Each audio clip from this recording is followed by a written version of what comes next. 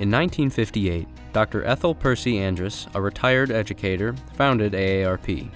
Our founder believed deeply in the power of individuals to effect change, and she considered service to others the essential ingredient of a good life. Our volunteers are leaving the world better than they found it. And that's the spirit of AARP's prestigious Andrus Award for Community Service. Given to just one person in every state each year, the Andrus Award honors a volunteer who has enriched their communities in ways consistent with AARP's purpose, vision, and commitment to volunteer service, and who inspires others to volunteer. This year, we received 5 nominations for the Andrus Award.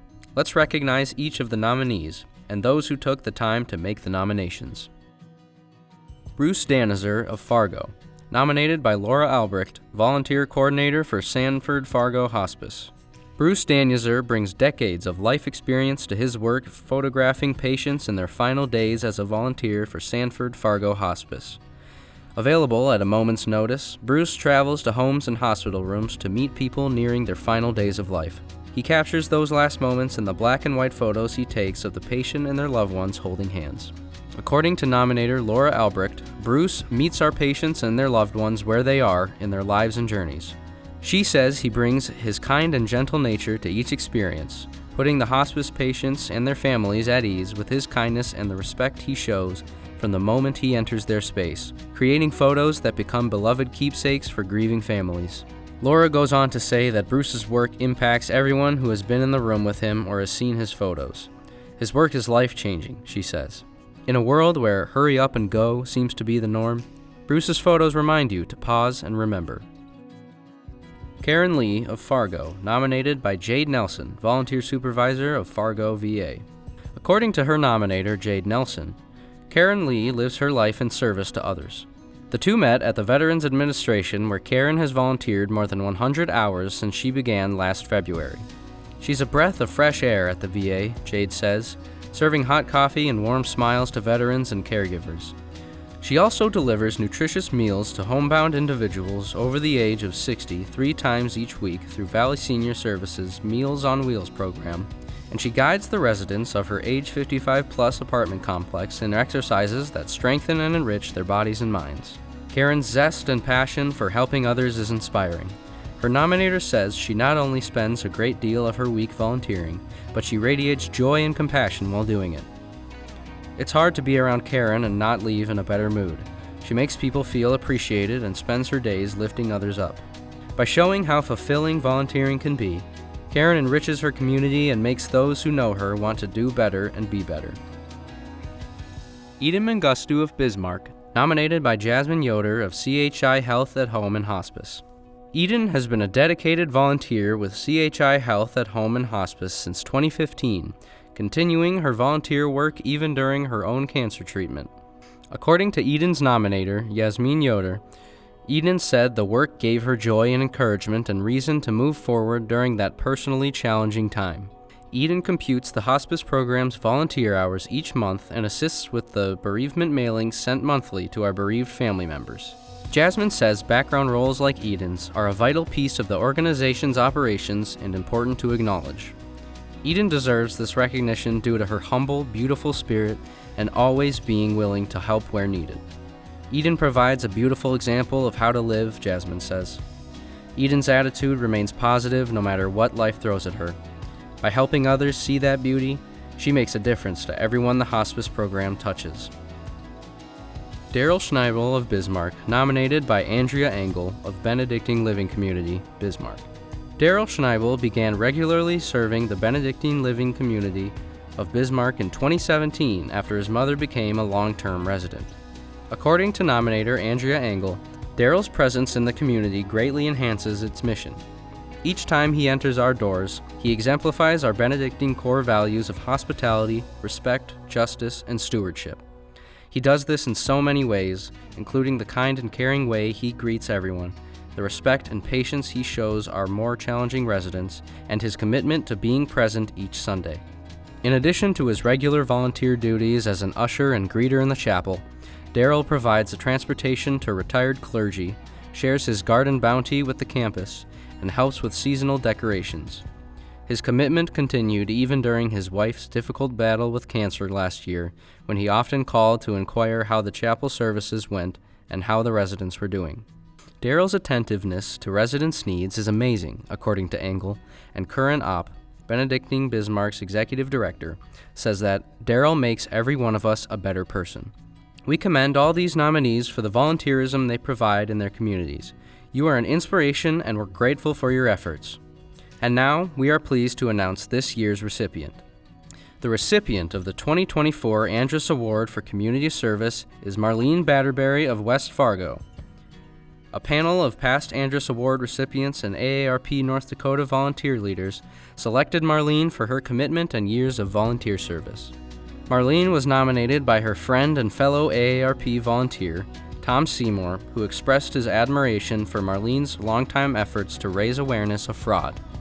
Now, let's hear directly from Tom and Marlene. We've seen the amazing work that Marlene Batterberry's been doing. She's an amazing person and leader who volunteers with many West Fargo age groups and supports and helps other persons daily. She's a type of person that likes people, likes to be involved. And of course, she's a former nurse, so she just knows how to take care of people. She's not scared to step up and help out and make her voice known. She's very interested in the new senior center, perhaps, in West Fargo. She just has the right attitude and is very involved. We have a new fire hall, if you call it. It's very nice here in West Fargo, and she's been involved with this group, and they started what are called firehouse chats here in West Fargo for the first time. And here she is, 86 years old, on the ground floor, starting something new like this, where people of West Fargo get to look at different issues in a positive way and move ahead with them. Another big issue seen her in action was AARP North Dakota. You know, she's been a leader in the fraud prevention area for North Dakota. She's been very active, leading many fraud seminars, bringing new ideas to Doreen Striley's monthly AARP fraud seminars, attending and helping at various other AARP events and workshops. She has taken the lead on many major projects and events for the West Fargo seniors. She is a big promoter for a West Fargo Senior Center and a new library. So when you look at serving the community, having the leadership ability as Marlene Batterberry has to oversee the city and see what has to be done, and then she steps in there and works with people to get it done. I just think that when you look at the Andrus Award, I think she's just so befitting with all the things she does, the way she serves the community, the way she serves others. She's just the perfect choice for this Andrus Award this year in North Dakota. Well, I'm a nurse, and I like to help others. And I think by doing things with the seniors group, with my church, with AARP, with my political group, I'm in some small way helping others. I retired from my job at Merit Care in 2000. My husband and I were on a trip to Arizona.